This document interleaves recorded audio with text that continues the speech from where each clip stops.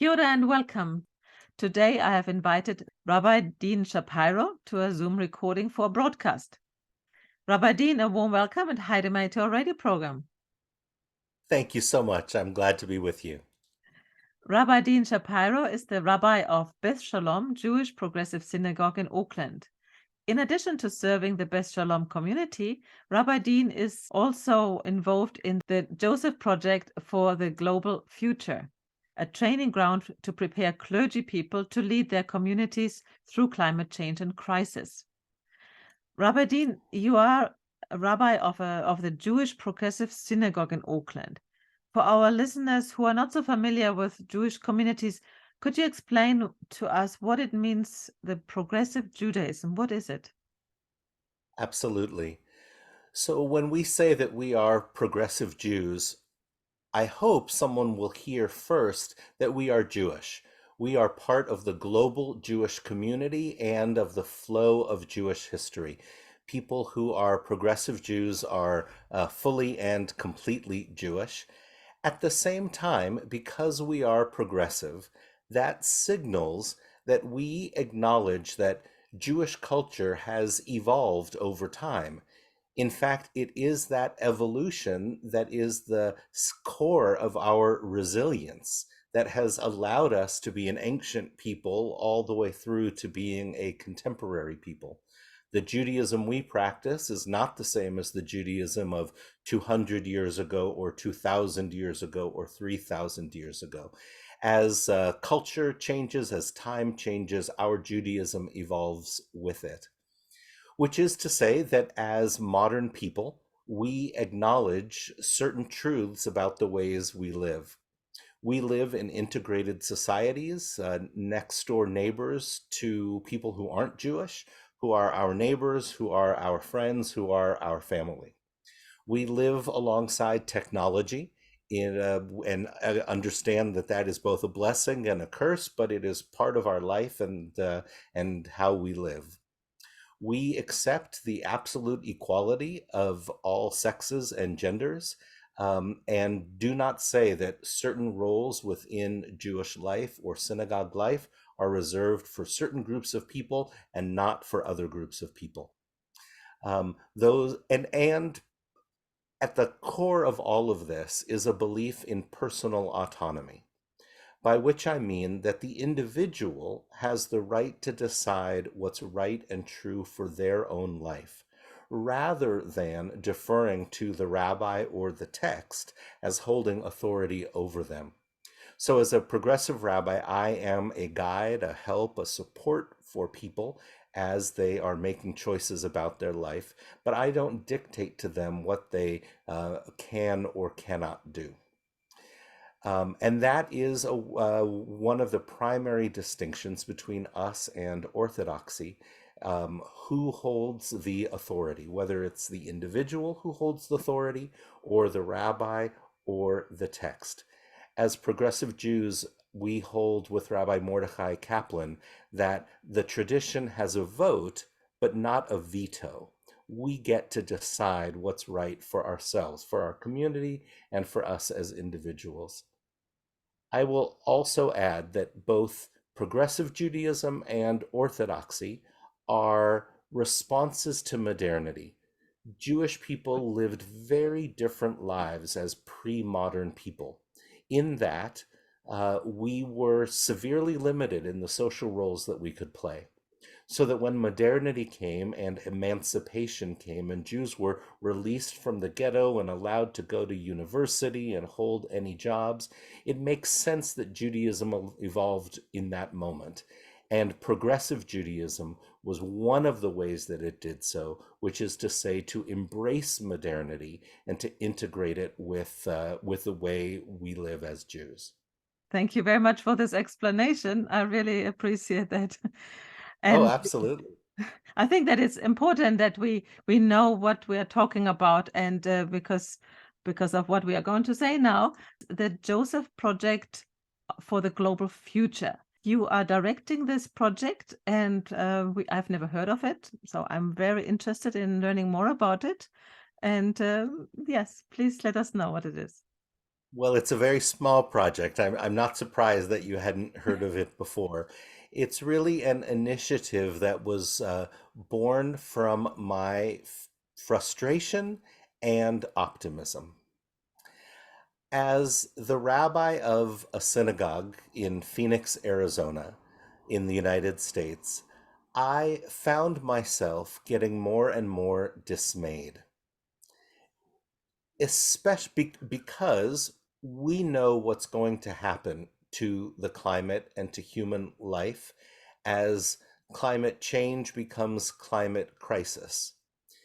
Arizona currently has something like 75 or 90 excessive heat days per year, and it's expected that within the next several decades, that will go up to, I forget the numbers now, 120 or 150 excessive heat days. And we are in Arizona, we are in drought because of the Colorado River. Can you explain what an excessive heat day is? It means that there is too much heat for too long and that has a detrimental impact on the body. In summertime in Arizona, temperatures are regularly 45 degrees, and not just a peak, but they're sustained at that. Nighttime cools off, but it doesn't get cool, it stays hot.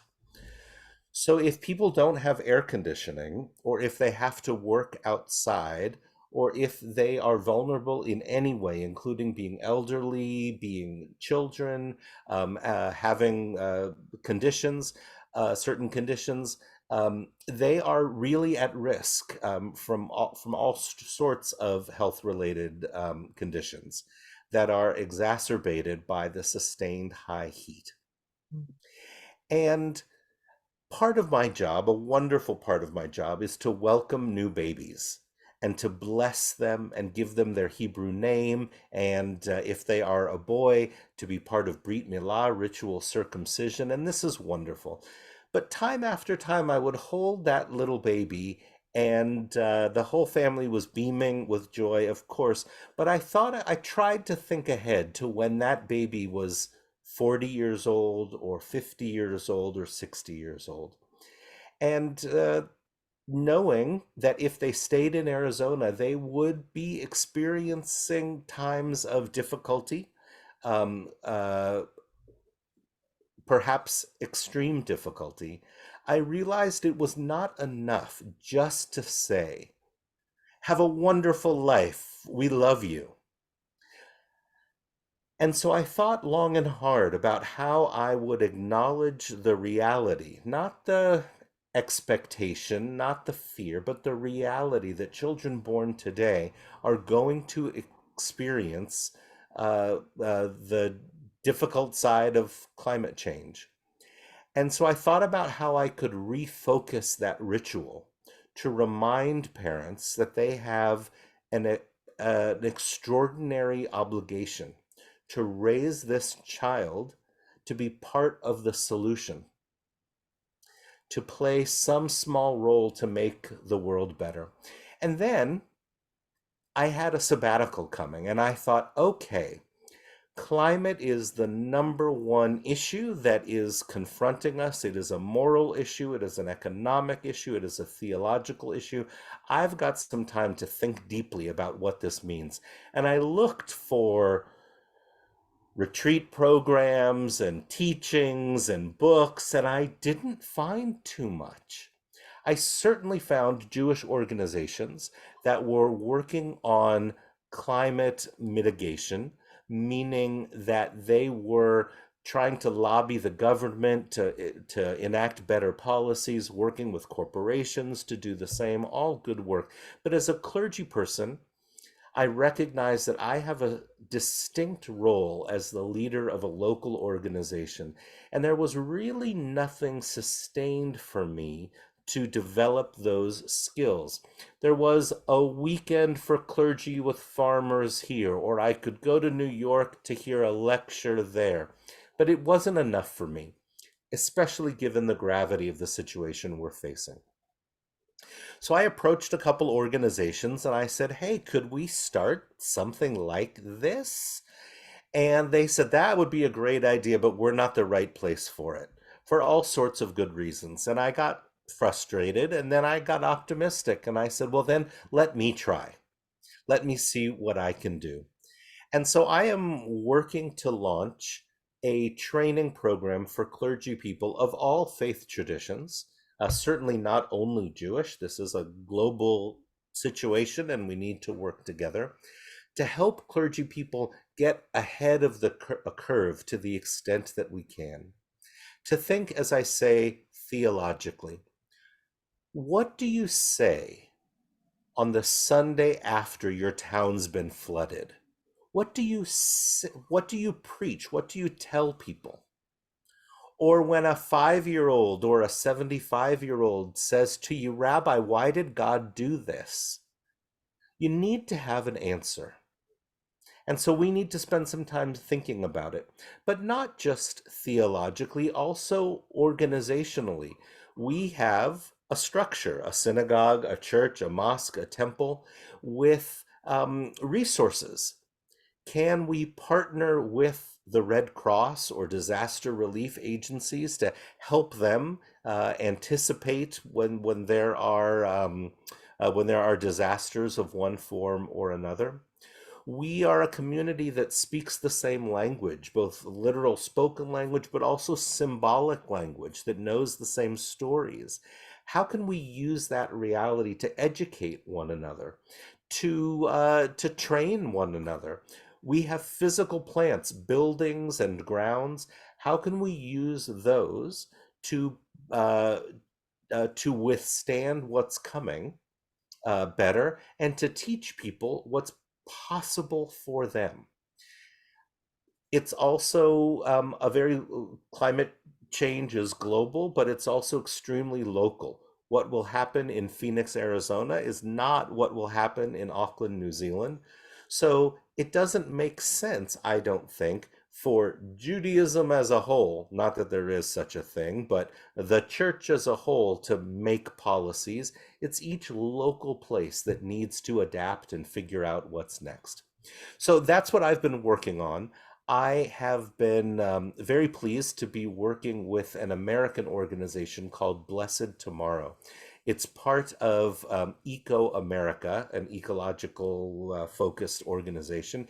It focuses on religious people and trains them to be more climate savvy, trains churches primarily to respond to the climate crisis. And I approached them about creating materials for pastors and for clergy, and they've been really very terrific and have asked me to partner with them. So that's the work that we're doing. And I hope to find a way to do that here in Aotearoa, New Zealand. If I could get a group of pastors, of clergy to work with me, that we could do a learning session together, a learning series together, I would love that. I think that we will be able to do some connection with the Religious Diversity Center.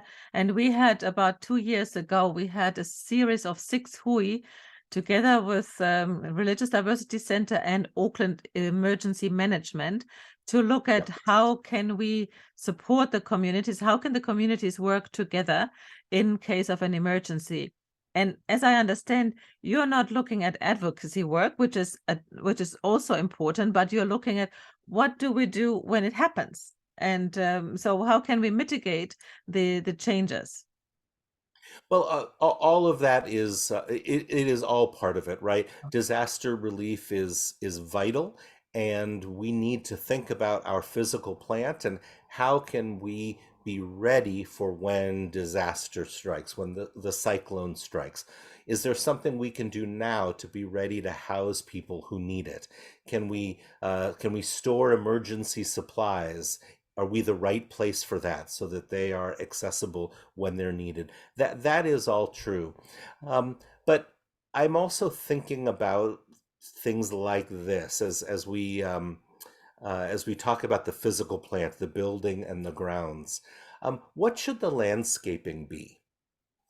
For example, if you have just lawn, just grass, it doesn't absorb much water. But if you have wildflowers and meadows, it absorbs a lot more water. If you have trees and tall bushes, even more water. Now, Most individual churches don't have a lot of grounds, although collectively we do. But if we were to change our landscaping and communicate to our community, to our families, this is what we're doing, and here's why we're doing it. And if you want to do it, we've got a group of teenagers who would help you do it because they're committed to the environment. Then all of a sudden, it's not just a 4 square meter patch, but it's more and more and more. And our neighbors see it, and we become a little more resilient. I'll give you one other small example about my synagogue in Phoenix, where, as I say, it's so very hot in summer. And of course, we had air conditioning, you have to, and we had water fountains all throughout the building and on our inside courtyard. But it suddenly struck me that we actually should have put a drinking fountain on the outside so that people walking down the street would be able to get a drink of water. When the building was created, no one was thinking that way. But that type of thinking needs to be part of our work now, of our understanding now, so that in coming decades we won't have to say, "Oh, if only I had put an overhang there or a drinking fountain there." We'll think ahead to what we know is coming and start to put the infrastructure in place now. So that was one of the ways how you can adapt today by Yep. with your example of the water fountain outside. Do you have any other examples that you can think of where we could do something to show that we are forward thinking? Well, storing water, of course, is very important. And I will share two more examples. In Phoenix, there are quite a number of people who are unhoused, who are homeless.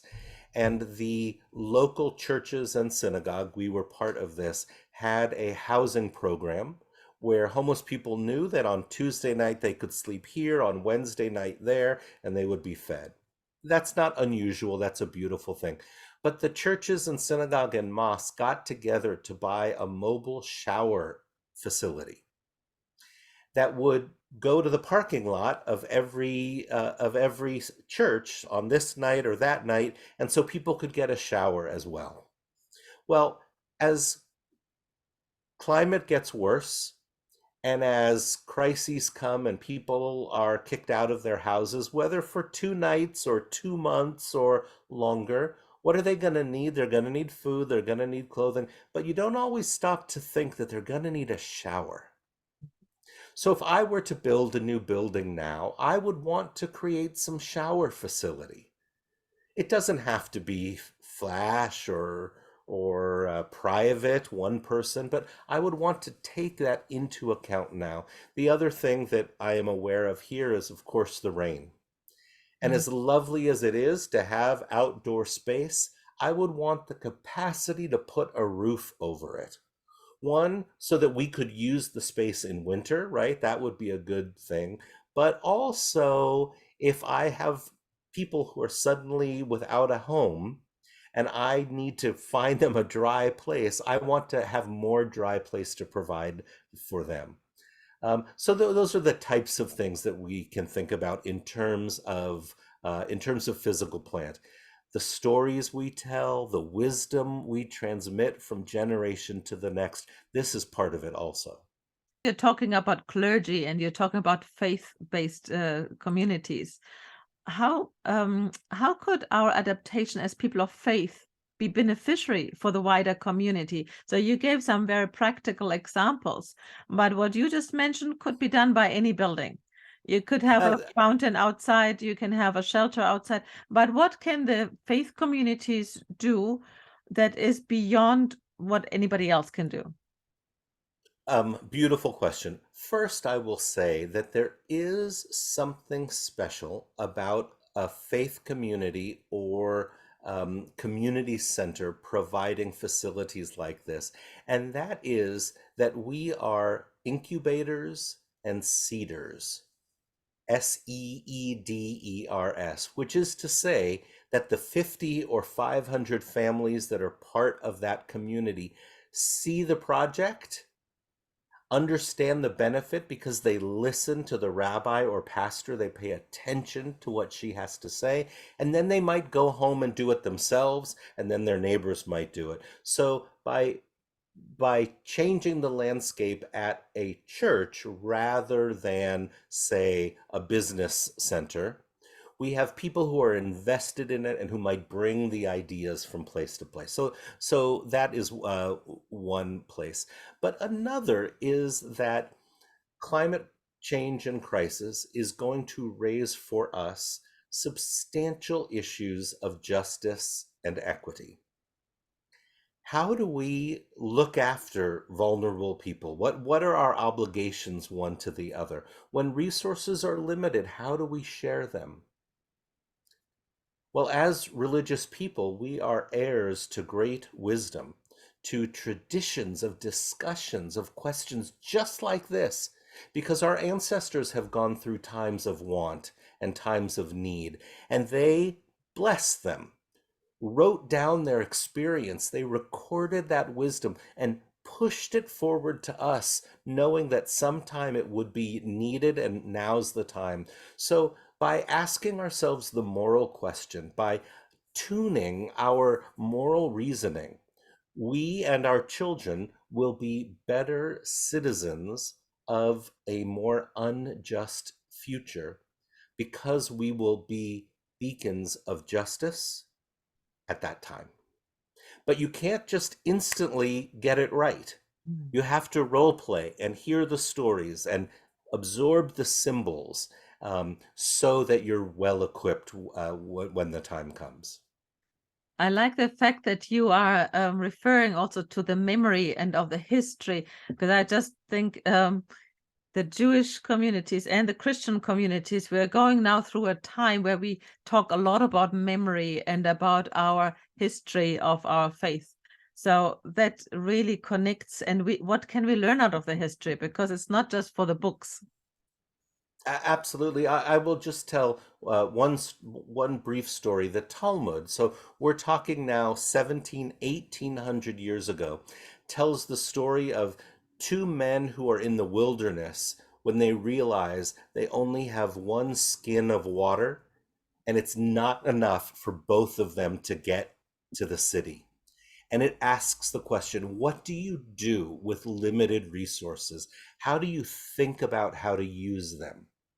Well, we should be asking that question. It's a powerfully applicable question right now. The power of ritual and the power of grief.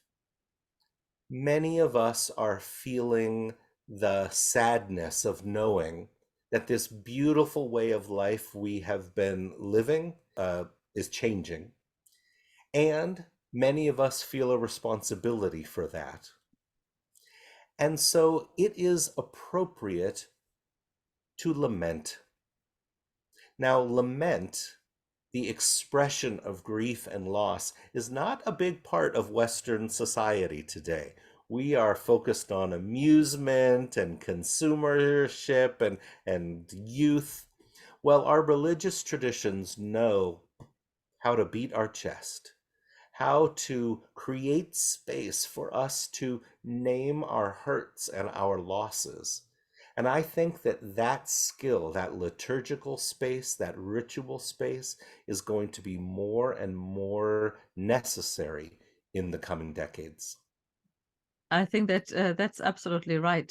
And it is the lament is, I think, in many religions, but and it's important to think about things and to have that comfort. I think that when you talk about an emergency, and if that was one of the points that came out of the Hui when I was attending one of the Hui with the emergency management, Auckland emergency management, one of the points was that people said, well, where do we turn to when we are when we are grieving? We have lost a lot of things. So we turn Yes. to our church, our mosque, our synagogue. So that's our faith community that is important.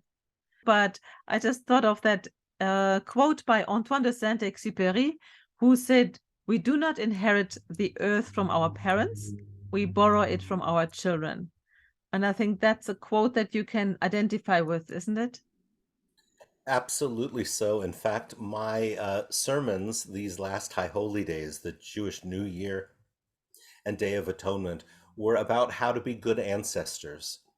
Mm. That we are here as the heirs of the choices, good, bad, and both, that our grandparents, great grandparents made, and that we need to understand that the choices we make will impact our grandchildren and, God willing, great grandchildren, whose names we may never know, whose lives we may not understand. But if I live my life thinking that my choices only impact me, well, then of course I'm gonna throw a party. I'm gonna eat steak. I'm gonna do all these, I'm gonna take airplane trips.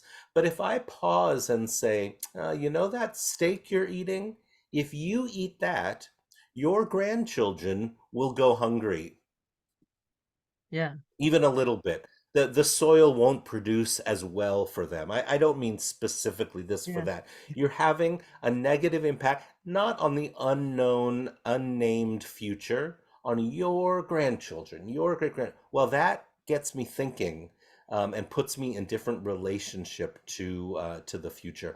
And it really is based on my sermons and thinking were based on the book. It was called Becoming a Better Ancestor, yeah, or being good ancestors, yeah. that was deeply impactful for me. Yeah. I think even if you don't have children, you still have the responsibility of the children of the world.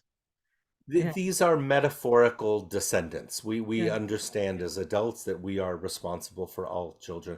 I will also say I'm aware of the time, but your question reminds me that as religious people, we are trained to think in larger chunks of time, not just the now, not just the hour, but to think more broadly about the year, the decade, the century, the generation. Um, uh, th- that is that is part of how we function in the world as religious people, and that's a skill that we can share with others because it's needed now. Mm. Thank you so much, Rabbi Dean. And I think that we could continue for a long time, and but we are going to hear more from you soon, and it will be available on the RDC website, and it's on Zoom. So thank you very much. Sounds great. Right. Thank you very much, Rabbi Dean, and I wish you all a good Friday and a good week ahead. Thank you. Thank you. Bye bye.